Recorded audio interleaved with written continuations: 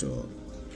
Alors, à la question de savoir si les Africains connaissaient déjà le véritable Dieu avant l'arrivée des colons, je vais essayer de donner mon point de vue. À la question de savoir si ce sont les colons qui ont apporté le véritable Dieu, je vais essayer de donner mon point de vue. Alors, je vais donner mon point de vue sur le plan spirituel.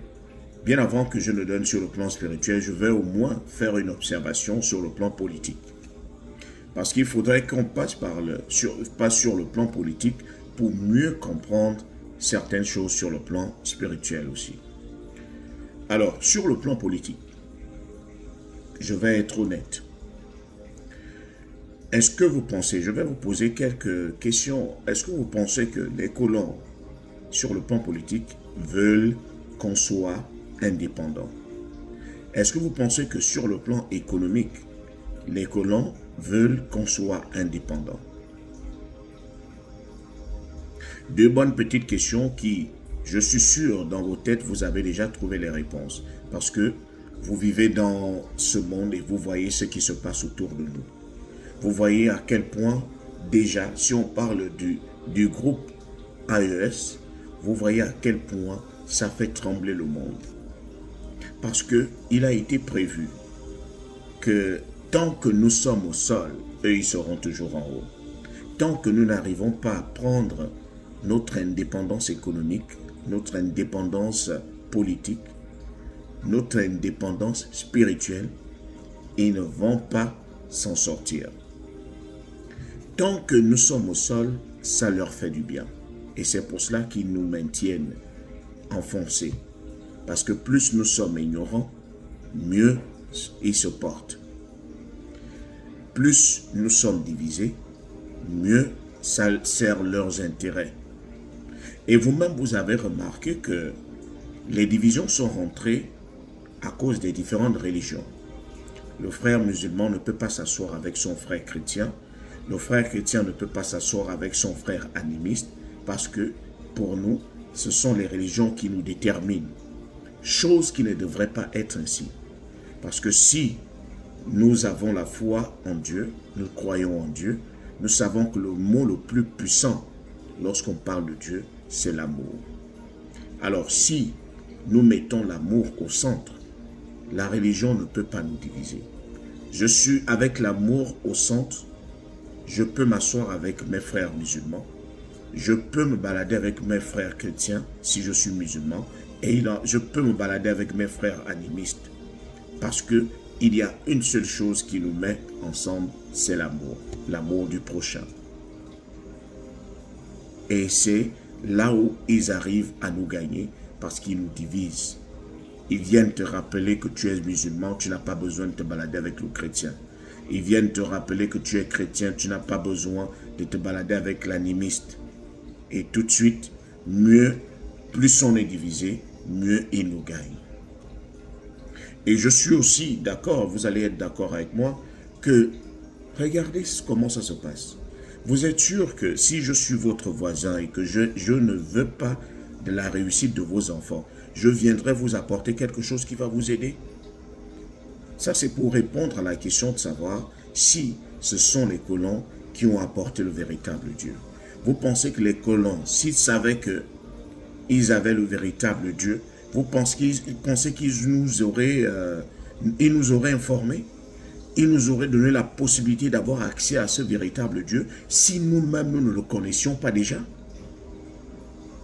Au contraire, ils ont su que nous connaissions déjà Dieu et il fallait qu'ils nous en détournent.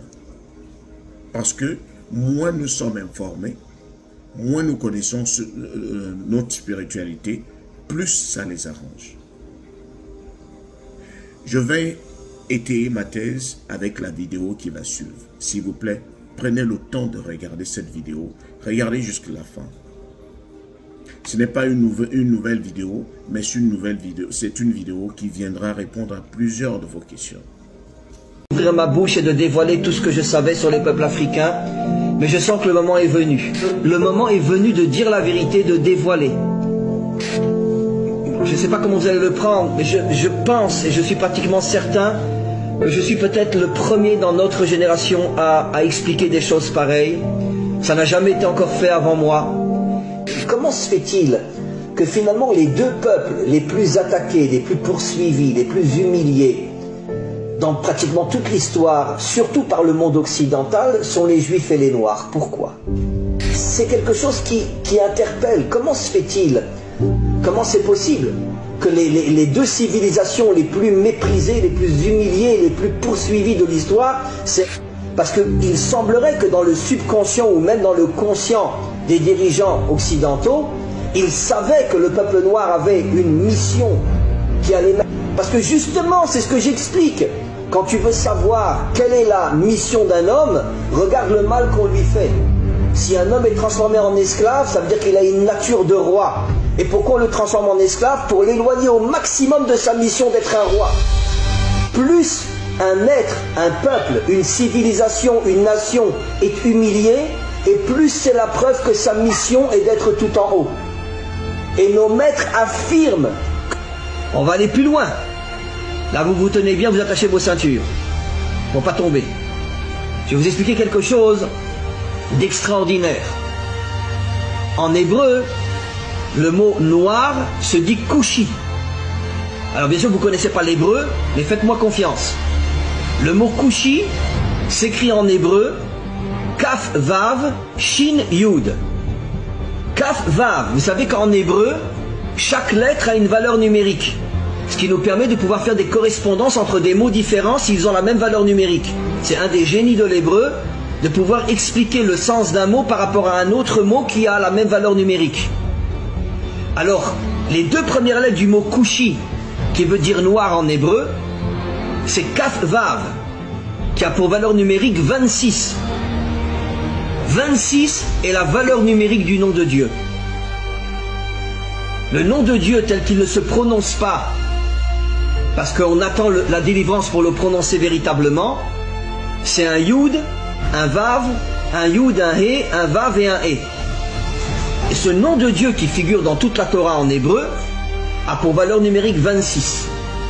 Après vous avez Kou, donc Kaf Vav, le nom de Dieu, le véritable nom de Dieu dans le mot donc qui fait allusion aux Africains, aux Noirs.